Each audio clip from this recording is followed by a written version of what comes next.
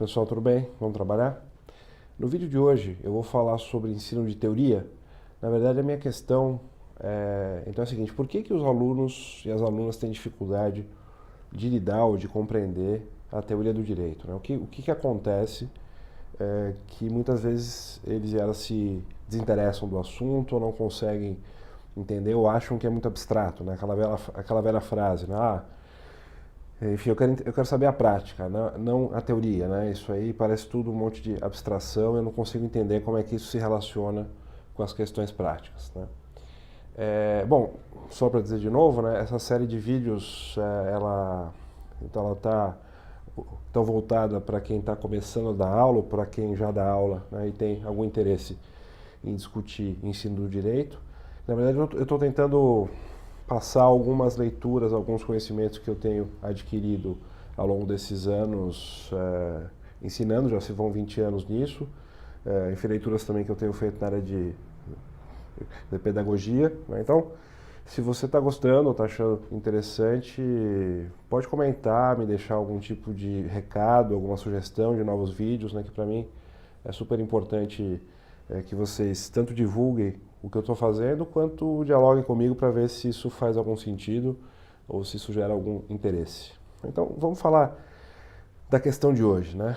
Por que enfim, os alunos e as alunas não gostam de teoria ou não conseguem entender para que serve a teoria do direito? Eu vou dar uma resposta muito direta. Eu acho que o problema é a maneira como se ensina a teoria do direito. Eu acho que tem uma dificuldade no ensino, então, na maneira de ensinar, né? Porque vejam, de fato, a teoria do direito e a dogmática é um tipo de conhecimento que ele funciona com uma dupla abstração, né? Eu tenho lá o fenômeno real, né, o fenômeno da vida. Uma segunda abstração, quer dizer, uma primeira abstração que esse fenômeno sofre é a própria regulação jurídica, né, são as leis, são os casos que dizem respeito a ele, né, as normas que decorrem dos casos. Então tem uma primeira abstração. E tem uma segunda abstração, que é o discurso que eu faço sobre os casos, né, e sobre as leis. Então, a realidade está lá longe, né? Ela está lá longe. Quer dizer, os problemas reais estão bem longe da teoria do direito. É difícil chegar ou acessá-los, né, porque eu tenho essa primeira abstração da regulação, né, ou dos casos que foram decididos sobre aqueles problemas. E, em segundo lugar, aí o discurso propriamente teórico, né, sobre o material jurídico. Então, para ensinar teoria, na verdade, eu acho que não tem outro jeito a não ser você tentar fazer o caminho de volta, né? Você precisa fazer o aluno ou a aluna perceber o caso jurídico, né, que está implicado naquele conceito ou naquela disputa conceitual, e também voltar para o problema social, né, que aquela regulação está procurando lidar, né? Isso não é fácil de fazer, isso exige um conhecimento teórico bastante profundo. Muitas vezes quem ministra essas matérias mais conceituais nem sempre tem essa reflexão teórica desenvolvida, às vezes está muito ligado à prática, não teve tempo de fazer uma reflexão mais profunda sobre os conceitos.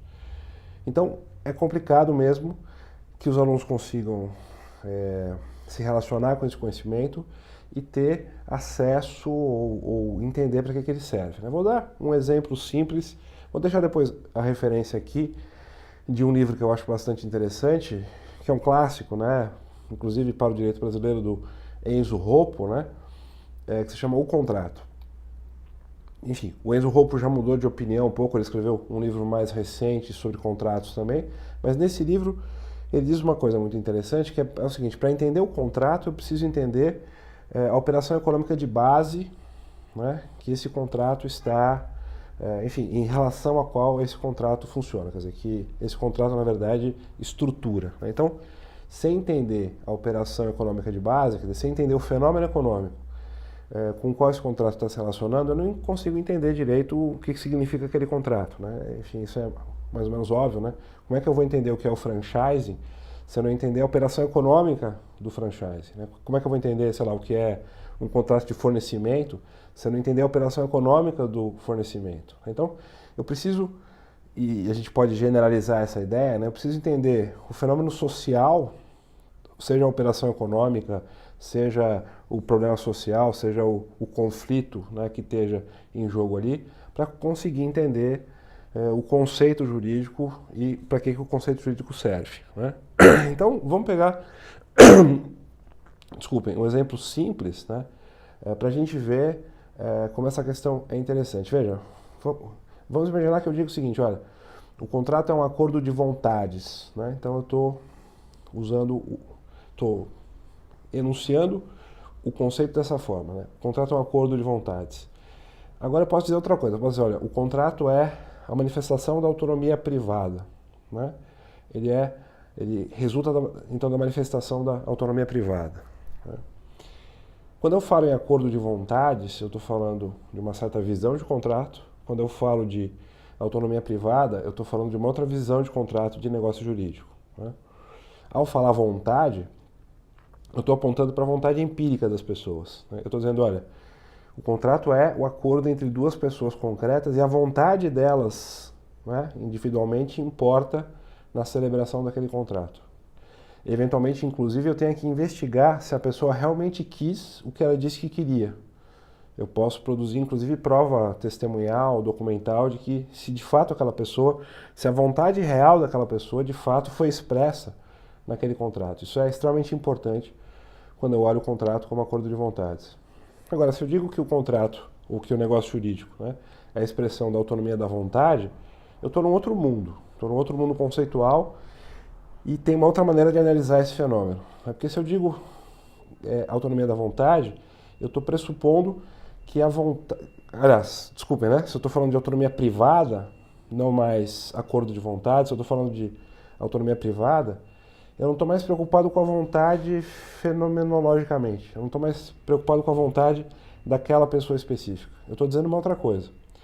Eu estou dizendo que um contrato é uma espécie de conjunto de efeitos jurídicos que é ativado pela vontade, quer dizer, a vontade ainda é importante, eu preciso ter uma manifestação de vontade que não seja feita mediante coação, né, por uma pessoa capaz, né, que esteja ciente do que está fazendo, que não tenha nenhuma perturbação, né, enfim, mental ou comportamental que possa viciar aquela vontade, né, isso está regulado no Código, enfim, no Código Civil, mas eu estou dizendo que a vontade real dela só importa para isso. Veja, o conteúdo do contrato ele já está pré-determinado em grande parte pelo ordenamento jurídico, né, e o espaço de escolha da pessoa, né, é muito menor, né? Você tem um conjunto pré-ordenado de categorias eficaciais, como se diz, né, ou de efeitos do contrato, quer dizer, o conteúdo do contrato está pré-moldado, né, pelo ordenamento, com algumas proibições, com algumas permissões, com alguns limites. Por exemplo, pode ter limites ambientais, por exemplo, pode ter limites de proteção ao consumidor, né? Então, esse mundo da autonomia privada, né, é um mundo em que a vontade não pode tudo, né? A vontade não pode mais tudo. O contrato não é simplesmente a expressão da vontade das pessoas. Ele resulta de uma manifestação, sim, de vontade, mas que está pré-moldada pelo ordenamento jurídico, está pré-determinada pelo ordenamento jurídico, encontra uma série de entraves e limites, né, com um conteúdo obrigatório, e, portanto, eu estou num outro mundo conceitual e tenho outras consequências. Por exemplo, se eu estiver no campo de um processo litigioso, né, se eu estiver discutindo isso judicialmente, não vai ser mais tão importante pesquisar, né, tá com um fio de cabelo aqui soltando, né, já não vai ser tão importante pesquisar se a vontade real daquela pessoa, né, foi naquele sentido ou não foi. Bastando que ele tenha manifestado a vontade de maneira livre, ele, de uma certa maneira, vai sofrer efeitos dessa manifestação de vontade que ele pode não ter nem querido diretamente, que ele não pode nem ter escolhido diretamente, porque decorrem do próprio ordenamento jurídico, né? Por que essa diferença se existe e de onde que ela veio? Veja, aí nós estamos no mundo, enfim, o que é importante para entender isso é a diferença entre Estado liberal clássico e Estado de bem-estar social. E a questão, então, digamos assim, da função social do contrato, né, enfim, da regulação estatal do conteúdo do contrato que vai acontecendo principalmente ali na segunda metade do século XX. Porque vejam, Para um Estado liberal clássico, o Estado do século XIX, né, o contrato era qual que era a função do Estado? Né? Era simplesmente fazer executar os contratos que vinham celebrados pela própria sociedade. Né? As pessoas tinham um espaço de autonomia da vontade, podiam fazer, vamos dizer assim, só para exagerar, né? Basicamente o que elas quisessem, não tinha muito limite para essa vontade, e o papel do Estado não era estabelecer limites para essa vontade, não era estabelecer parâmetros para essa vontade, era simplesmente fazer com que os contratos que foram celebrados, né, fossem executados e fossem cumpridos. A função do Estado era mais uma função de polícia. Né? Então essa visão do contrato como acordo de vontades vem desse mundo do Estado liberal, ou vem de uma visão mais radicalmente liberal dos contratos. Com o surgimento, né, do Estado Social, o que significa o Estado Social no campo dos contratos? Né? Significa que uma série de manifestações de vontade, né, que tem a forma contratual, passam a ser limitadas pelo Estado, em nome de alguma coisa que a gente pode chamar de justiça social em sentido amplo. Né? Por exemplo, no caso do contrato de trabalho, né? Eu tenho férias obrigatórias, é um conteúdo obrigatório do contrato. Por exemplo, para uma série de negócios ou contratos que envolvam, né, compra e venda de terra. Eu tenho uma série de regras ambientais que precisam ser cumpridas. Né? Por exemplo, quando eu estou contratando no campo do direito do consumidor, eu tenho uma série de regras que são pré-estabelecidas para proteger o consumidor. E assim em diante, né? A gente pode discutir aqui em vários tipos contratuais esse conteúdo que o Estado vai estabelecendo para, digamos, criar um equilíbrio entre as partes em casos de assimetria de poder de informação. Né? Uma parte tem muito mais informação do que a outra, né? Quando, sei lá, eu compro um computador, quem está me vendendo normalmente, né, o fabricante, conhece, né, internamente como esse computador funciona e eu não tenho nenhuma ideia de como ele funciona. Né? Ou assimetria de poder mesmo. Né? Por exemplo, no caso do empregado, né, ele tem que vender a sua força de trabalho, senão ele morre de fome, enquanto o empregador pode contratar várias pessoas, tem muita gente concorrendo aos empregos, ainda mais em épocas de, enfim, né, abundância de mão de obra, né, e o preço baixo de mão de obra. Então, aí a gente vê, né, a diferença, né, que essa diferença de conceitos, né, isso vale para qualquer conceito jurídico, né, conceito de norma jurídica, conceito de pessoa, enfim, qualquer conceito jurídico, né, o conceito de interpretação. Né? Então a gente vê que nessa diferença, na disputa do sentido do conceito, eu tenho, né, diferentes visões do que o direito deva ser, que normalmente tem uma origem histórica. Né? A visão mais liberal do contrato ainda é bastante ativa, ela ainda é bastante influente, por exemplo, nos Estados Unidos ela é muito forte, e tem doutrinadores que defendem uma visão mais liberal do contrato, apesar dela ter tido origem classicamente ali, né, no século, enfim, vamos dizer assim, 18 e 19. Eu tenho essa visão mais socializante do contrato, né, essa visão mais social do contrato, que nasce com o estado de bem-estar, mas que também tem influência, né, nos dias de hoje. E eu tenho consequências práticas diferentes. Por exemplo, nessa questão da prova. Né?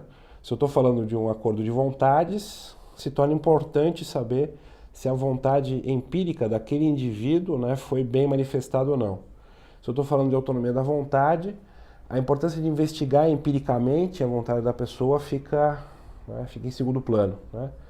Porque, no fundo, ele vai sofrer, ou ele vai sofrer o efeito, né, de uma série de categorias eficaciais que já estão pré-moldadas, né? O conteúdo do contrato já está pré-moldado, e mesmo que ele não tenha consciência disso, ele vai ter que cumprir aquele conteúdo. Então, ensinando teoria assim, quer dizer, fazendo esse caminho de volta, né, para o problema jurídico, e do problema jurídico para a questão social, aí eu consigo ensinar a teoria de uma maneira em que a prática não fique apartada, né, da teoria, e que os alunos e as alunas consigam visualizar por que aqueles conceitos são importantes, por que aqueles raciocínios são importantes.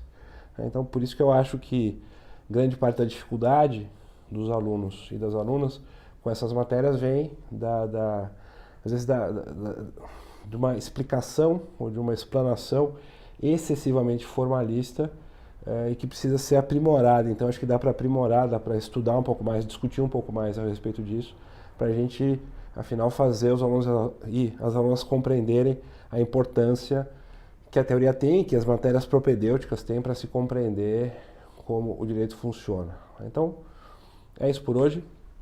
Agradeço bastante a atenção. Repito que eu vou continuar com essa série se ela estiver gerando interesse, né? Vou deixar aqui a referência do livro do Enzo Rolfo para vocês e aguardo sugestões, comentários, né? Enfim, ou qualquer outro tipo de, enfim, sei lá, manifestação para a gente seguir aqui com essa série de didática jurídica, tá bom? É isso então, bom trabalho para vocês e até mais.